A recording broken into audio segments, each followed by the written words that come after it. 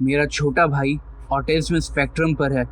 उसका डायग्नोसिस सिर्फ 2 साल की उम्र में हो गया था और हमारी माँ उसकी कॉम्प्लेक्स नीड्स को पूरा करने में लगी रहती थी।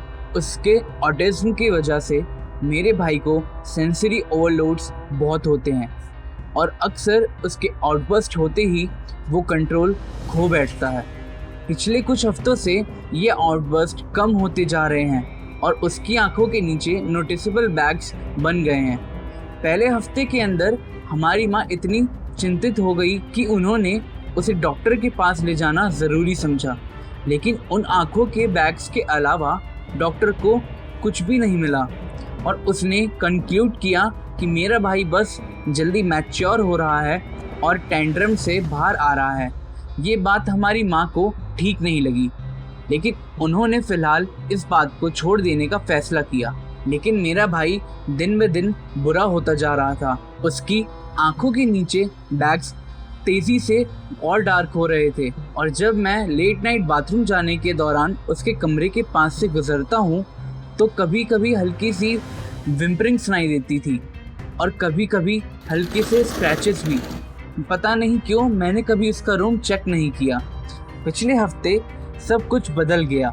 मैं लेट तक अपने दोस्तों के साथ ऑनलाइन गेम्स खेल रहा था और सोने से पहले एक ड्रिंक लेने के लिए नीचे जा रहा था, लेकिन जैसे ही मैं अपने भाई के कमरे के पास से गुजरा मुझे अंदर से एक मेलोडी विस्लिंग सुनाई दी और इसने मुझे बहुत अनईजी कर दिया। मैं जल्दी से अपने कमरे में वापस गया और बेड में चला गया।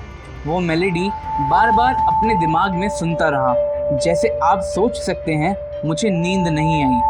अगले दिन हमारी माँ शॉपिंग गई थी और मुझे मेरे छोटे भाई का ध्यान रखना था।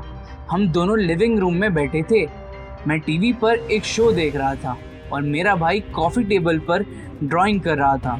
थोड़ी देर बाद मुझे भूख लगी तो मैं टीवी का वॉल्यूम कम करके अपने भाई से पूछा कि क्या वो भूखा है। तभी मुझे पता चला कि मेरा भाई वही ट्यून हमिंग कर रहा था जो मैंने उसके कमरे के बाहर से सुनी थी। मेरे चेहरे का रंग उड़ गया और मुझे फेंट विस्लिंग भी सुनाई देने लगी जो मेरे भाई के हमिंग के साथ थी। लेकिन मैंने अपने आप को संभाला और पूछा, हे बड़ी, ये अच्छी ट्यून है जो तुम हमिंग कर रहे हो, तुमने ये कहाँ से सुनी?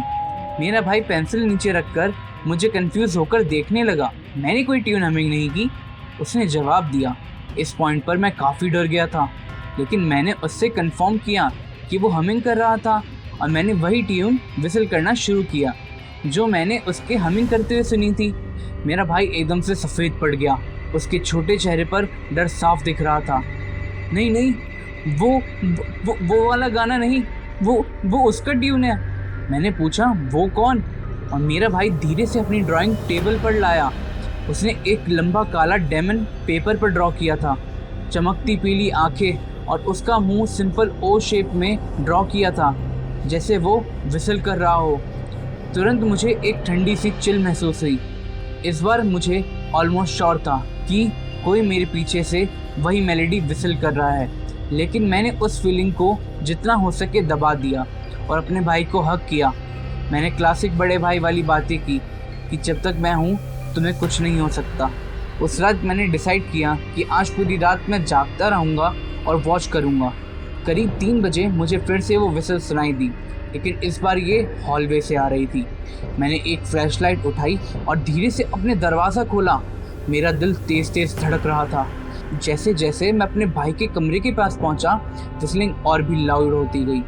जैसे ही मैंने डोर नॉब को छुआ, विस्लिंग एकदम बंद हो गई। मैंने हेजिटेशन के साथ दरवाज़ा खोला। मेरा भाई बेड पर बैठा हुआ था, आंखें वाइड ओपन और कांपते हुए। उसने कमरे के कोने में पॉइंट आउट किया जहां डार्कनेस अननेचुरल तरीके से थिक हो गई थी।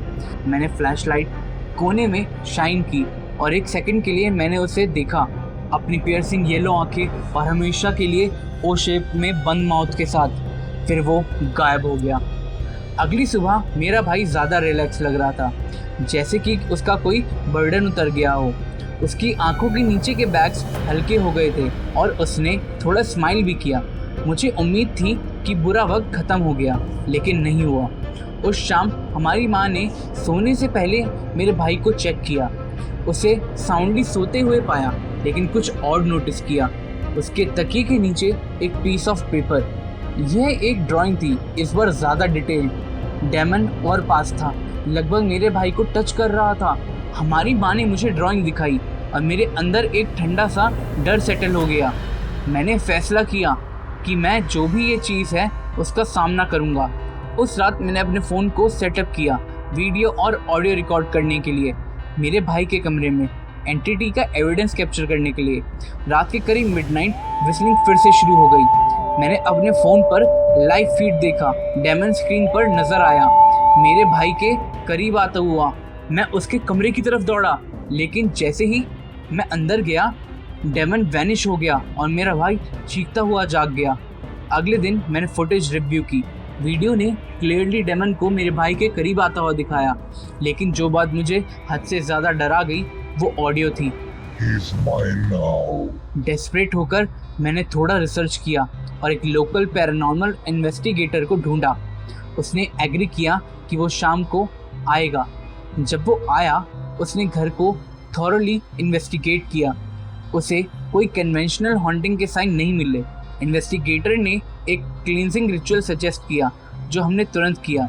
रिचुअल के दौरान हवा ठंडी हो गई और विस्लिंग इंटेंस हो गई।